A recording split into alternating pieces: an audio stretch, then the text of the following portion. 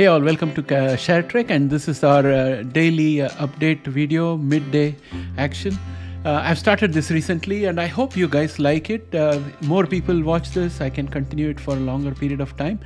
So please give me your feedback. We have been following price targets for a bunch of shares. I've added some new shares in it today, and I'm also going to restate the price targets for each of those shares and say where they are right now. Also, there are some technical indicators that are a bit worrisome, which we need to keep in mind, in my opinion. Again, everything is my personal opinion, not financial advice, so please do your own due diligence. With that said, let's go to the TradingView platform. Here we are in the TradingView platform, and you are looking at the QQQ chart. Each of these candles is a one-day candle, and when we look at this chart, what I would like to highlight is the fact that, first of all, it is positive, so that's a good thing, and it's also approaching its long-term cup and handle price target, which is around 493.08.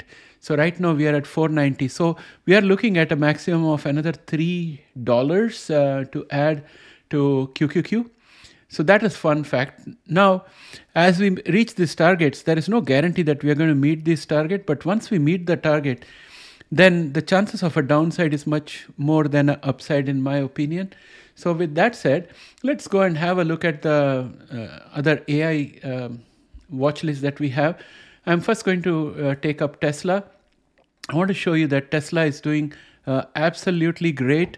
It's exceeded its double bottom price target, and then it went ahead and it broke through another resistance, just bolted right off the gates at open, and crossed the resistance at 234.31, which has now become a support.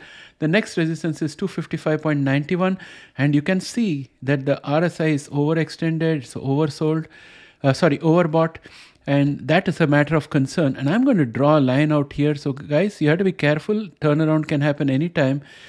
Anytime we can find that the market starts to go down because we are at very, very stretched levels. You see this red line that I plotted here. This is the peak of the previous excursion into above 70 territory on the RSI. We are at 89.41. There is a little more gap to go. MACD is absolutely bullish. So this is looking great, but we have to exercise caution going forward. The next stock I want to talk to you about is FNGU. It is still going strong with a gain of around 4%. But friends, here is where I want to highlight that we have a bearish divergence. If you look at the price target, if we draw a line connecting the two highs, it's a very steep one. Whereas if you look at the RSI, you will see that it is a narrow one. So it's sloping down. So I think that's a word of caution out here, and we just have to be a bit careful, in my opinion. And then if we were to go to Microsoft, again, we are coming very close to the target of 461, the cup and handle target of 461. So Microsoft should achieve that either today or tomorrow. But we have a little bit of trouble out here because, again, if you look at the divergence, right? So if we draw a line from here to here,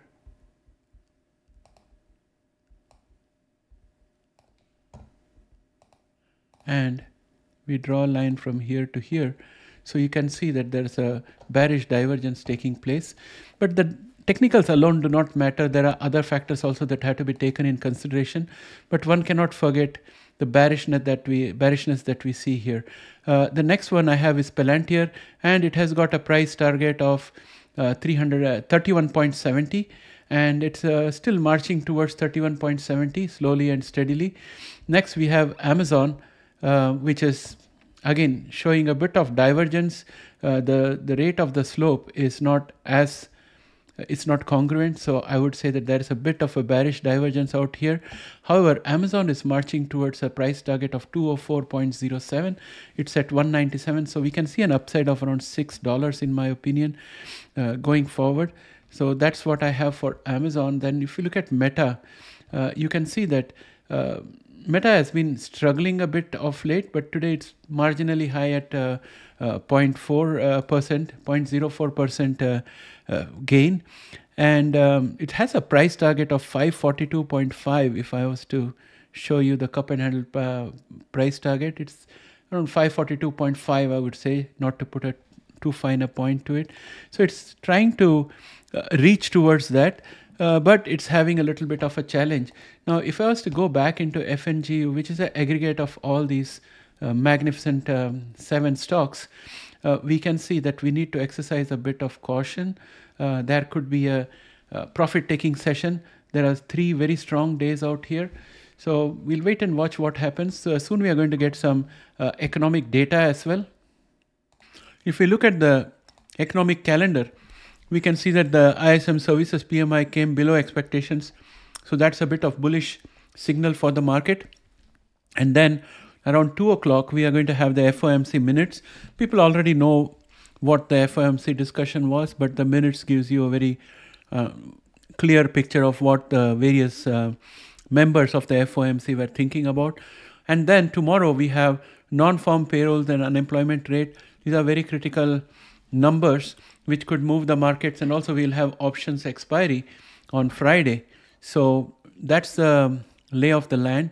So let's hope that Friday turns out to be good for us and lays a good foundation for Monday. With that said, I want to bring to your attention Broadcom. I bought 5 Broadcom and it's profitable at this point of time.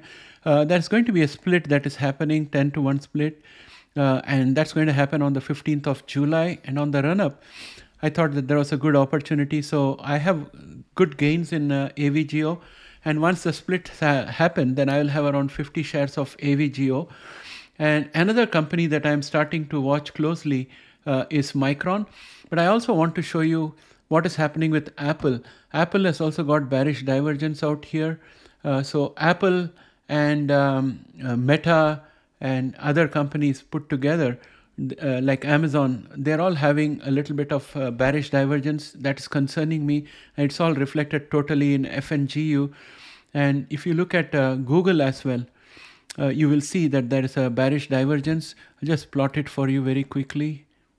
So I'm personally going to be prepared for the market to drop anytime. So this is the bearish divergence. So be careful. That's what I would say. And of course, these are my personal opinions and not financial advice. So always be careful, do your own due diligence. So that brings my report to an end. Thanks and have a great day. I'll catch up with you again in the next video. Bye for now.